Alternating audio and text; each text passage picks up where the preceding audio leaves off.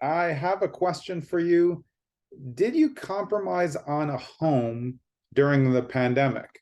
That means, did you, because of everything that was going on, this happened a lot from city to suburbs, did you choose a house that maybe if you had more time and didn't feel so pressured, you may not have chosen now? So a lot of people, what we found that during the pandemic, a lot of people bought houses, the market was crazy, but because of the pressure that was there, we're finding a lot of people now thinking about selling not very long after they bought because they hustled into something and they wasn't really their number one choice.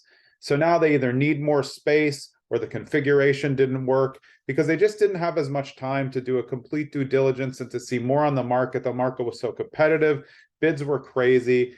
So this is the feedback that we've gotten, but I want to know if it's consistent with what you're seeing. If you bought a house during the pandemic, is it the house of your dreams, or were you just rushing to get something to either get out of the city or to retransition where you wanted to be based on what was happening? So what we do at Streamline Properties On Market is on market real estate, obviously there to help you buy, sell, or invest in properties. But we have a specific process that can help you if you need to sell now and then buy also. The market is pretty good actually right now up and until spring. So we've got a couple months where it's going to be good. Still a good seller's market, not as insane as it was, but still very solid across New Jersey. And the buyer's market is actually pretty good right now comparatively. You can, get homes that you want. There's just not a lot of homes on the market. So that's a good sign though for you as sellers. If there's limited inventory and you can add your home to that inventory, the people who are still looking, which is a fair amount, are going to want the nicest homes. So maybe you did buy a really nice home, but configuration wise, it didn't really work from you and you knew you were compromising a little. So is now the time to try to change out?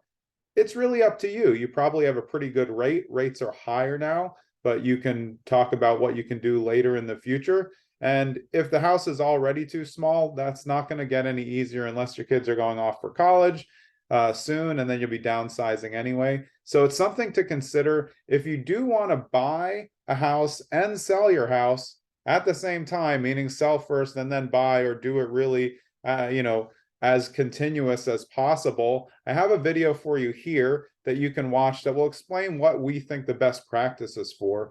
But what I really want to know is this really an issue? Because we are seeing it as an issue, and I think there's a lot of ways to figure it out.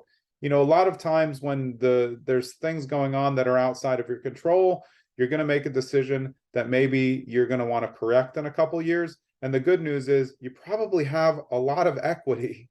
So even if you bought a house that you weren't 100% on, it's probably worth 100, 200,000 more than when you bought it in the middle of 2020. So that's leverage. That helps you know that you've earned on your investment. So if you do have to trade out now, you have some equity to use. I hope that's been helpful. Respond in the comments if there's any other things that you need help with or that you can add to this discussion about what happened with that home buying process and what are you going to do now. Have a great day.